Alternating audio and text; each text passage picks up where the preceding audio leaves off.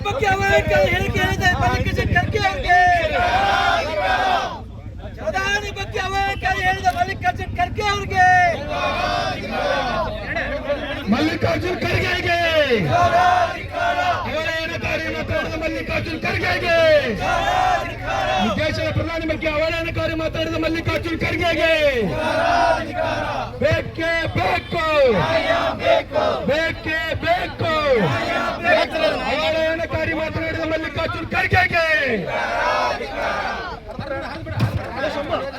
ಮಲ್ಲಿಕಾರ್ಜುನ್ ಖರ್ಗೆಗೆ ಅವಹೇಳನಕಾರಿ ಮಾತಾಡಿದ ಮಲ್ಲಿಕಾರ್ಜುನ್ ಖರ್ಗೆಗೆ ಮಲ್ಲಿಕಾರ್ಜುನ್ ಖರ್ಗೆಗೆ ಅವಹೇಳನಕಾರಿ ಮಾತಾಡಿದ ಮಲ್ಲಿಕಾರ್ಜುನ್ ಖರ್ಗೆಗೆ ಅವಹೇಳನಕಾರಿ ಮಾತಾಡಿದ ಮಲ್ಲಿಕಾರ್ಜುನ್ ಖರ್ಗೆಗೆ ಬೇಕೇ ಬೇಕು.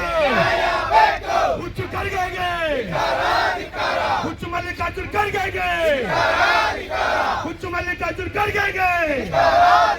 ಈ ದೇಶದ ಪ್ರಧಾನಿ ಬಗ್ಗೆ ಅವಹೇಳನಕಾರಿ ಮಾತಾಡಿದ ಮಲ್ಲಿಕಾರ್ಜುನ್ ಖರ್ಗೆಗೆ ಕಾಂಗ್ರೆಸ್ ಪಕ್ಷಕ್ಕೆ, ಕಾಂಗ್ರೆಸ್ ಪಕ್ಷಕ್ಕೆ, ಕಾಂಗ್ರೆಸ್ ಪಕ್ಷದ ರಾಷ್ಟ್ರೀಯ ಅಧ್ಯಕ್ಷರಾದ ಮಲ್ಲಿಕಾರ್ಜುನ್ ಖರ್ಗೆಗೆ ಕಾಂಗ್ರೆಸ್ ಪಕ್ಷಕ್ಕೆ ಬೇಕು ಬೇಕು, ಕೇಳಲೇಬೇಕು, ಕೇಳಲೇಬೇಕು, ಕೇಳಲೇಬೇಕು, ಕೇಳಲೇಬೇಕು, ಬೇಕೇ ಬೇಕು.